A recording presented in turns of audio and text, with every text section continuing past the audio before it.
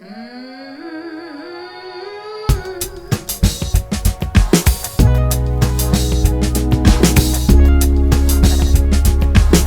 welcome to the For Evansville podcast. My name is Jonathan Betcher, and I'm here with Adrian Gregorich, and we are talking to people who are for Evansville about their stories and the ways that they are contributing to the flourishing of our cities. And it's really exciting, really fun to have these conversations and to see the different ways that people are for Evansville. Yeah, and we're excited to welcome Amy Bouchie today. And she's a certified divorce financial analyst, and she uses her expertise to empower women who find themselves suddenly separated from their partners. And she also teaches free financial literacy courses to women in need. And just another cool thing about her is that she just strongly has a passion for sharing resources. And she just believes that if we all share our resources, talents, information in our community, it'll make it a better place. So we're really excited to hear from her today. Today we have Amy with us. We're so excited that you're here. Thank you for being here. Thank you. Why don't you just go ahead and introduce yourself and just tell us a little about what you do and maybe how long you've lived in Evansville? Well, I was born and raised in Evansville, and I went to Purdue, and after graduation, I lived in West Lafayette for a couple of years, and then I moved back in 1991 and lived here ever since. So I have two sons. They are 26 and 24, and a daughter-in-law. And I'm an entrepreneur. I founded New Horizons Financial Consultants, and I'm a financial planner. And I guess I consider myself pretty passionate about, Evansville, the community, and getting involved. And I love to volunteer and just meet new people. Great, thanks.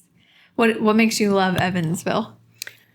I love the location is great. I think the location is perfect between, all the major cities. I love the hometown feel. I love getting involved and being able to meet new people, but also see similar friends at the same venues and, getting involved and just the same network of people. I like knowing that there's a lot of people in this community that are giving back and serving others.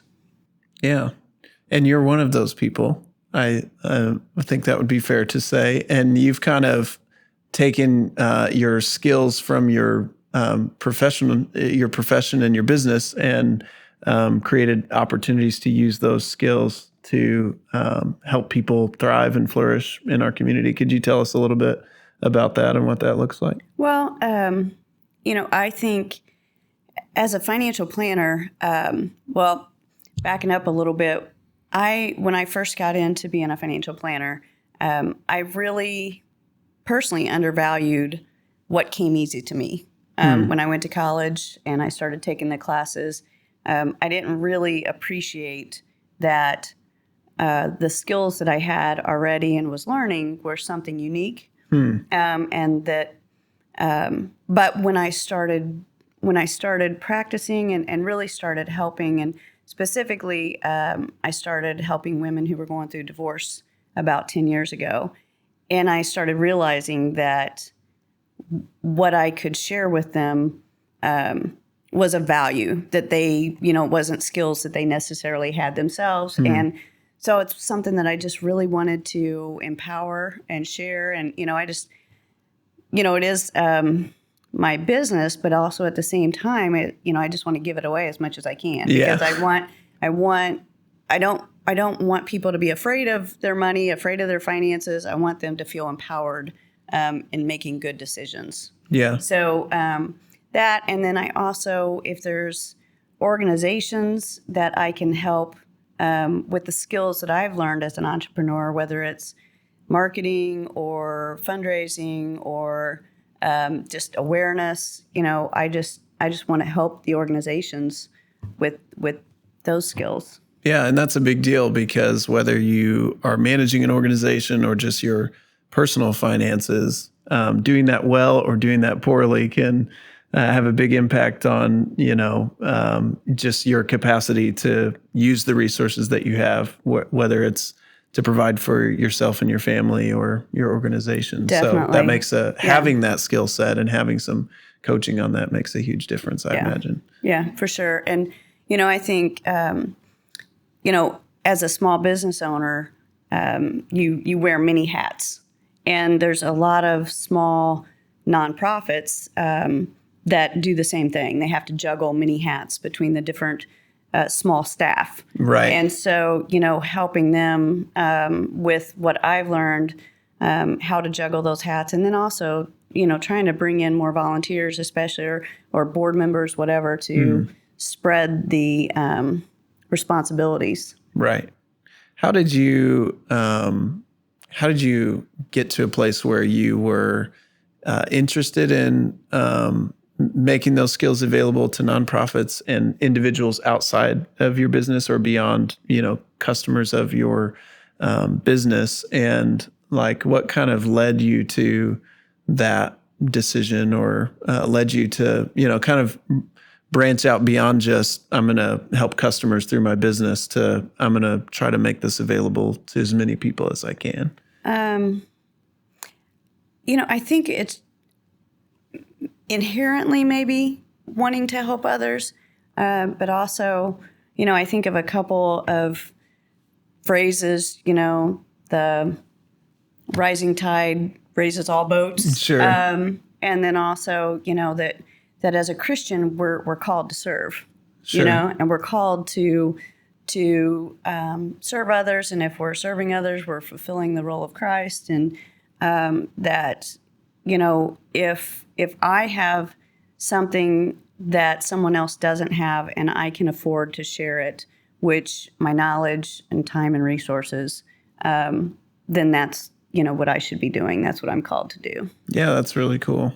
I imagine a lot of people don't always have that perspective with their job and their profession. And so it's cool that you think about those skills in that way as a way to serve other people. Yeah.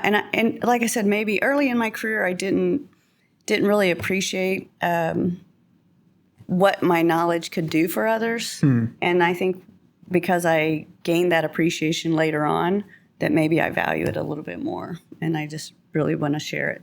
Yeah, that's neat. Do you have any specific experiences or things along the way that you said, a couple of things along the way made you gain those experiences and that knowledge? Do you have certain milestones that you think kind of edged that along? I definitely have a couple. Early in my career, when I was helping a woman who was going through a divorce, and she had been in a really bad situation. She was in a pretty toxic, abusive marriage, and I was helping her understand her finances. And when I told her what her share would possibly be through the divorce, and she started crying and said, she was a self-employed hairdresser. Her husband had always told her that she would never get anything from the divorce, and that she was willing and ready to leave because of that. And I just told her she was going to get $300,000, which was her half. And she cried and said, that she had no idea, but yet she was ready to take that step anyway. And, that was enlightening to me, because, and also the fact that she had been sheltered. She had not been able to share in any of the information in the marriage, and really had no idea about the finances and what she would then be responsible for. So that one experience was a real turning point for me. And also, I've had probably many clients that have shared with me just that when they were going through their divorce, me being able to educate them, and them knowing that they could rely on me for the financial information, allowed them to focus on taking care of their kids, deciding where they're going to live, maintaining, a household of peace amidst some trouble. That's very rewarding for me.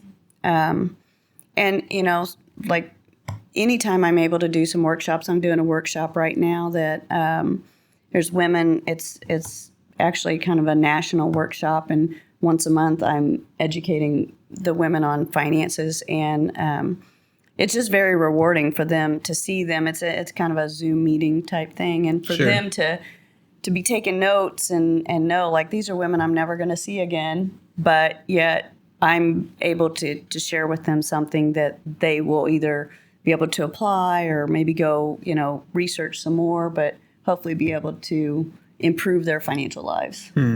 I love that you've taken, like we've talked about, the business side, like your career, but you have used it to also offer services in almost like a free way, or just help your community, give back to your community.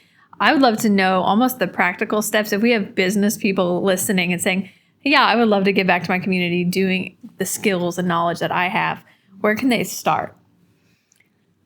Well, for me, I start with what was I passionate about? Because I think early in my career, I'll admit, I got involved in some nonprofits thinking it's going to help me professionally meet different people, stepping stones or whatever. But I realized that I really had to be passionate about whatever I was getting involved in. Otherwise, I didn't put my whole heart into it. And taking the time out of my business time or even my personal time would feel more of a burden if I wasn't really passionate about that mission of the organization. So first, I think it's what do I really care about? What am I passionate about? And then plugging into organizations. And once you get into the organization and understanding then what your skills are, and how they can be utilized in the organization.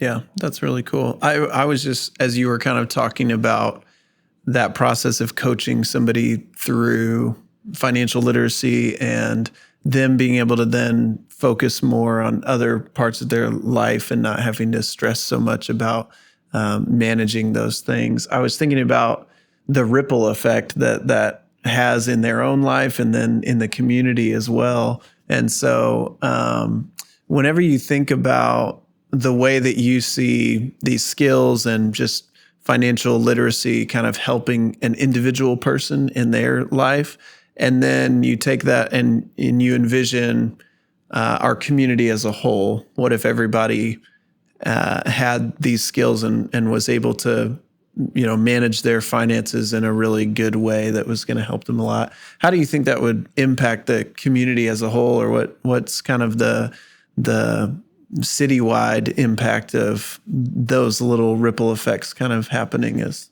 people are moving maybe from, struggling to figure out what to do financially to knowing the right moves to make with their finances? Well, I really feel like,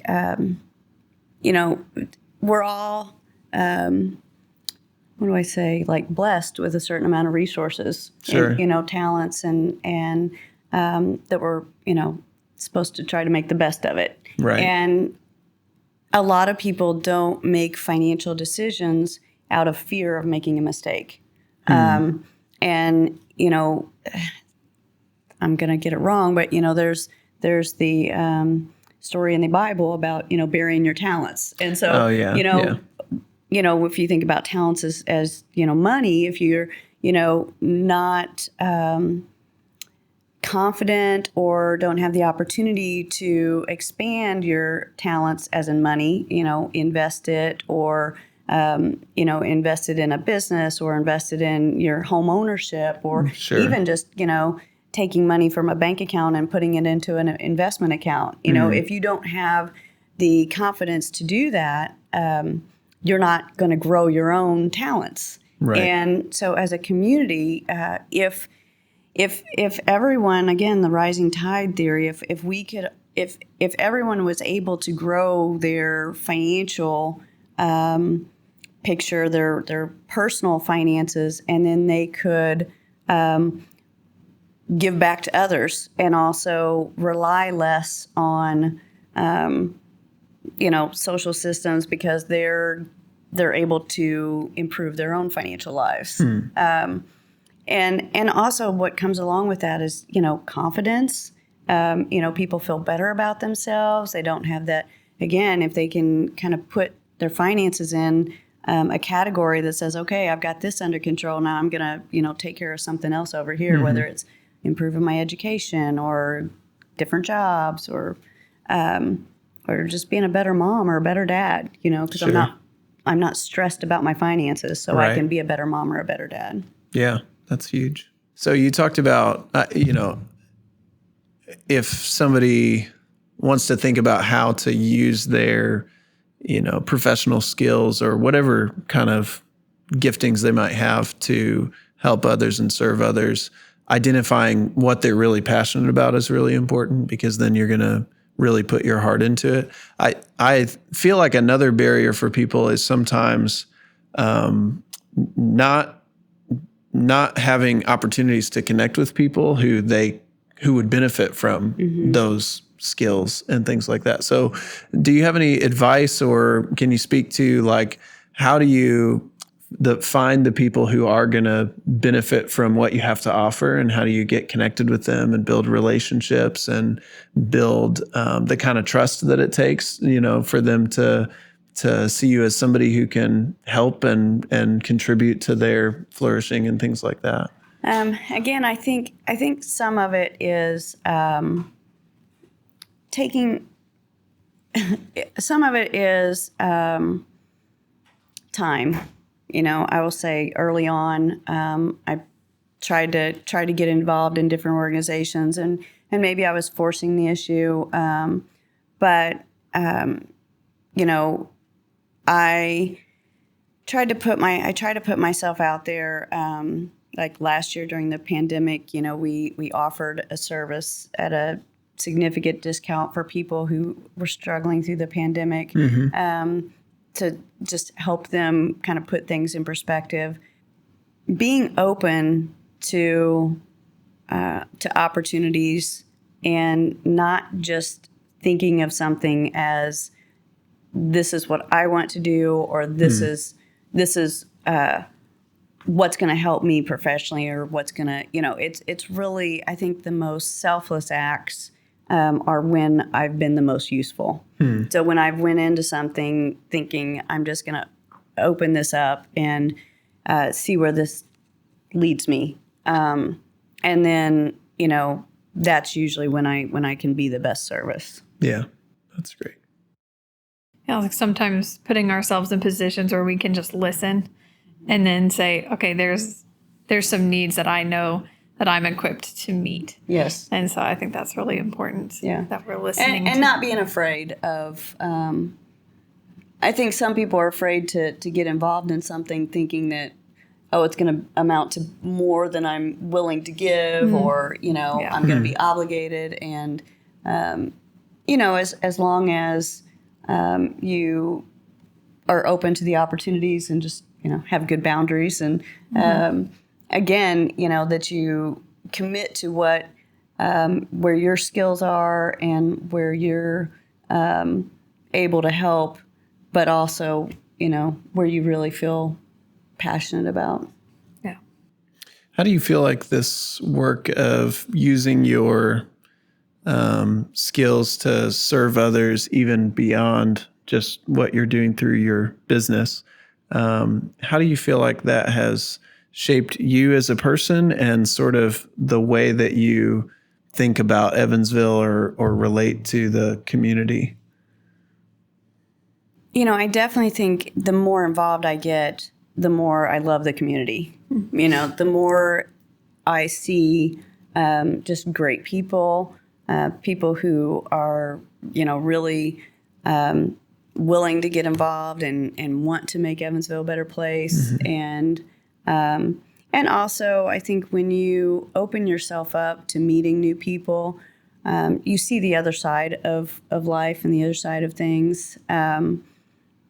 And I think, again, I can appreciate the opportunities I've had and the skills that I have.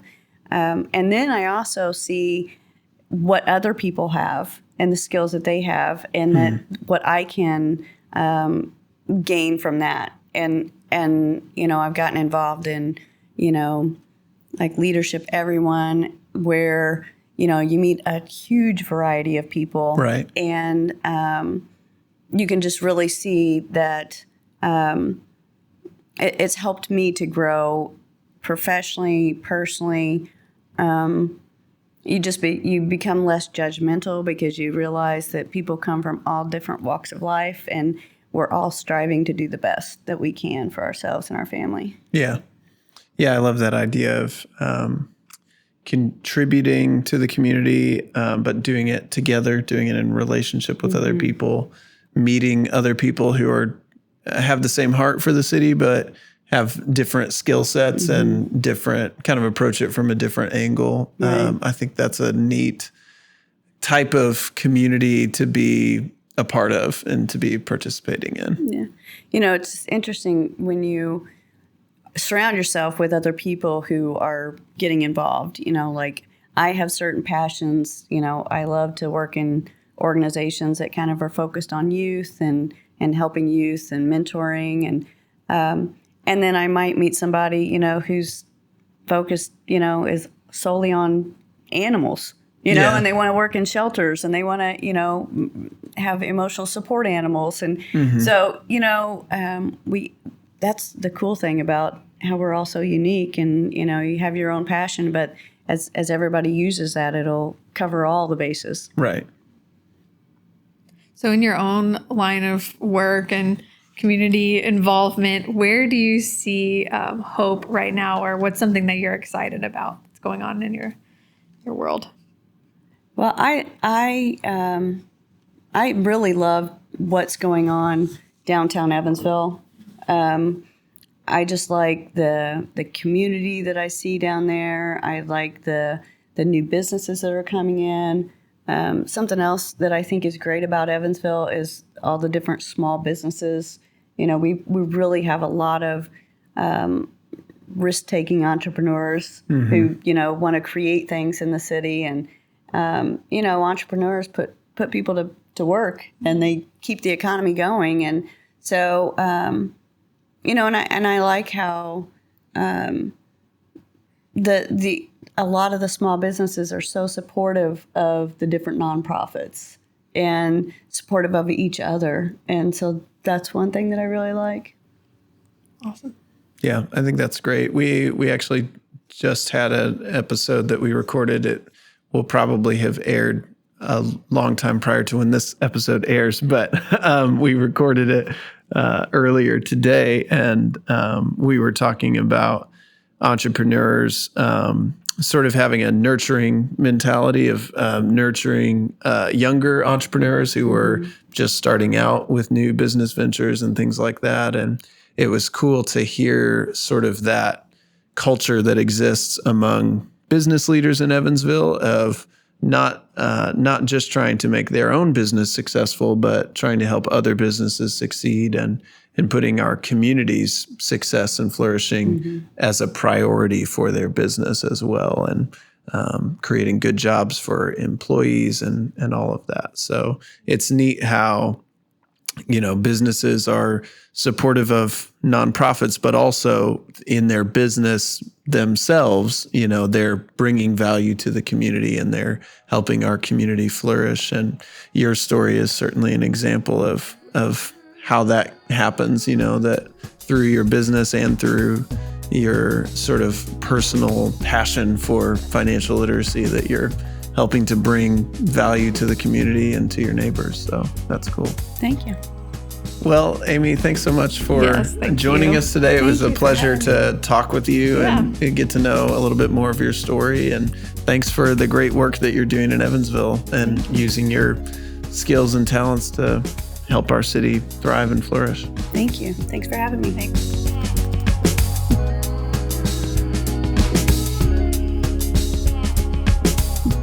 Well, I feel like that is a conversation that Ross is going to be really jealous of us for being able to have, because he really loves talking about how work integrates with our whole life, and in particular how a person's faith can intersect with their work, and how all of that intersects with our city and our city's flourishing, how the things that we do through our work sort of contribute to the way that we serve each other and the way that we help our city thrive. Yes. And she had such a great example of finding her passion in that. So it doesn't feel like she's doing work all the time. Right. She found what she was passionate about and carried that over into her outside of work life. Yeah. Which is great. Yeah, I love that. I thought it was interesting that that wasn't something that she came to right away either.